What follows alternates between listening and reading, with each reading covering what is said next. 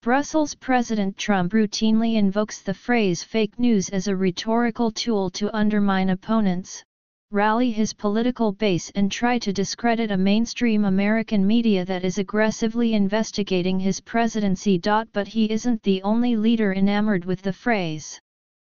Following Mr. Trump's example, many of the world's autocrats and dictators are taking a shine to it.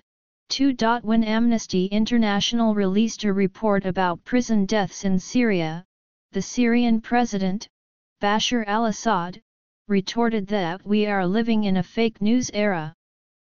President Nicolas Maduro of Venezuela, who is steadily rolling back democracy in his country, blamed the global media for lots of false versions, lots of lies, saying this is what we call fake news today. In Myanmar, where international observers accuse the military of conducting a genocidal campaign against the Rohingya Muslims, a security official told the New York Times that there is no such thing as Rohingya, adding, "It is fake news." In Russia, a foreign ministry spokeswoman, Maria Zakharova, told a CNN reporter to stop spreading lies and fake news. Her ministry now uses a big red stamp, fake, on its website to label news stories it dislikes. Around the world, authoritarians, populists and other political leaders have seized on the phrase fake news and the legitimacy conferred upon it by an American president as a tool for attacking their critics and, in some cases, deliberately undermining the institutions of democracy.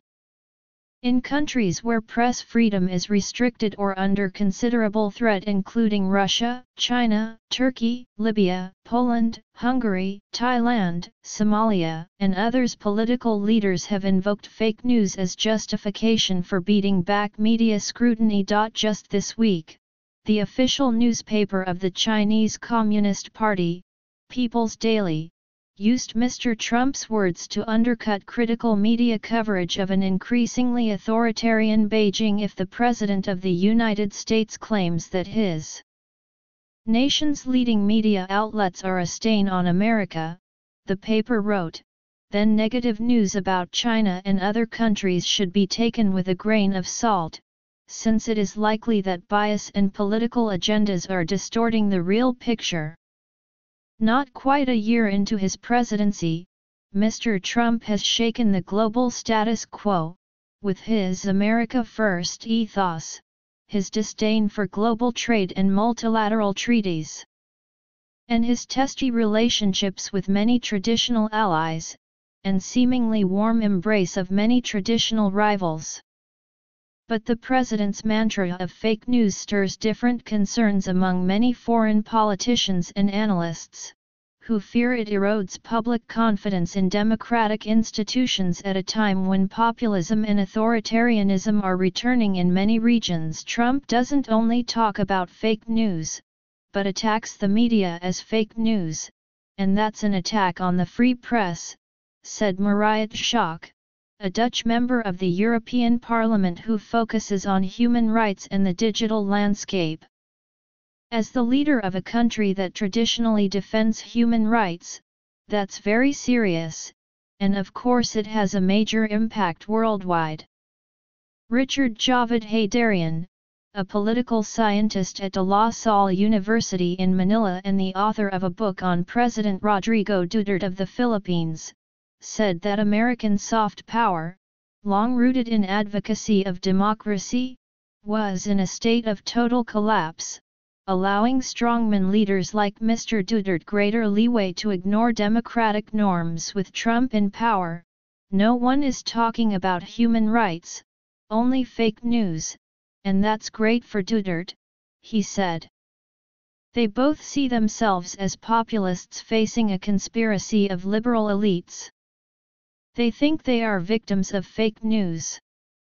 Though the term fake news has been around at least since the 1890s, according to Merriam-Webster, Mr. Trump is most responsible for making it a big part of the current global conversation. Now it is so common that Collins Dictionary decided to make it this year's word of the year, finding in early November that the use of the term had risen by 365% since 2016. Helen Newstead, Collins's head of language content, said that fake news, either as a statement of fact or as an accusation, has been inescapable this year, contributing to the undermining of society's trust in news reporting. The problem, of course, is that fake news is a real problem, especially on social media. United States intelligence agencies have concluded that Russia used fake news reports as part of an effort to interfere in the 2016 presidential election on behalf of Mr. Trump. The presence of fake news in the globalized stream of media content helps blur the line with traditional, fact-based news. How much the fake news epithet has damaged journalism, however, is difficult to say, given the pre-existing difficulties of doing untrammeled reporting in countries where the media is already under the thumb of the state and where journalists have been murdered or imprisoned, not simply insulted or mocked. But there is little question that social media, with its huge reach and its vulnerability to bots and manipulation, has helped to amplify criticism from political leaders and undermine trust in traditional journalism. Trump has succeeded in building an alternative reality separate from the mainstream media's efforts at democratic, rational politics, said John Lloyd, a senior research fellow at the Reuters Institute for the Study of Journalism at the University of Oxford. Of course, journalists make mistakes, but those errors are amplified by the charge of fake news, he said. The mainstream media is portrayed as the tool of an arrogant, out-of-touch elite, who use that tool to keep down the marginalized.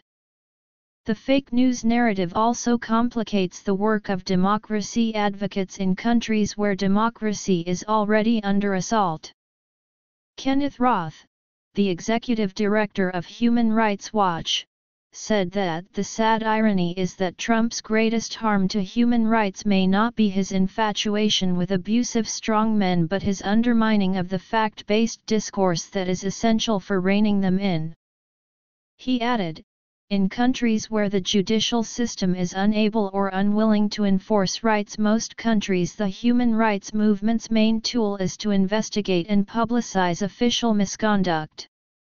Autocrats go to great lengths to avoid that shaming, because it tends to delegitimize them before their public and their peers. Some analysts say Mr. Trump's success at creating an alternative reality and disparaging an adversarial media both copies and augments the tactics of Russia's president, Vladimir V. Putin, noting that Mr. Putin's propagandists create a barrage of fake facts on politically sensitive topics such as the conflict in Ukraine in order to sow public cynicism and uncertainty.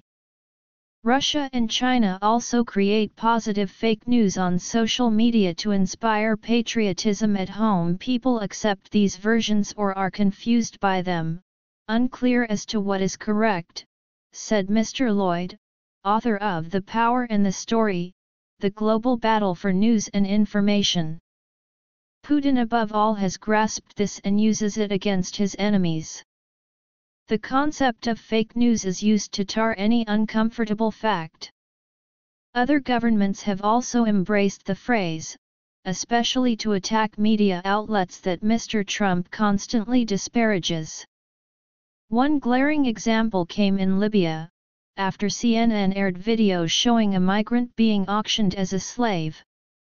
Libyan leaders responded by using Mr. Trump's attacks against CNN to try to cast doubt on the network's report. Prime Minister Hun Sen of Cambodia, who was put in charge of the occupied country by the Vietnamese army more than 30 years ago, shut down the Cambodia Daily and jailed journalists and recently banned the opposition party.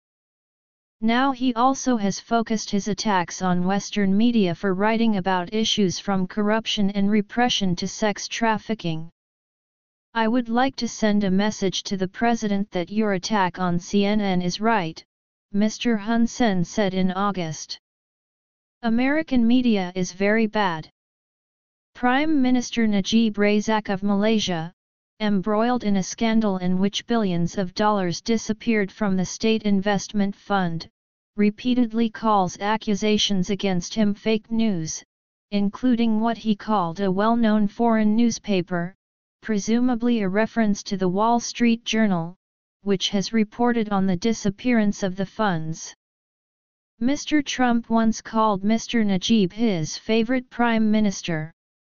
He also has hailed his great relationship with Mr. Duterte, the Philippine president, who has blamed fake news for coverage of his war on drug traffickers, which has killed thousands of Filipinos, many without trial. Many media organizations are now introducing features to verify facts for readers.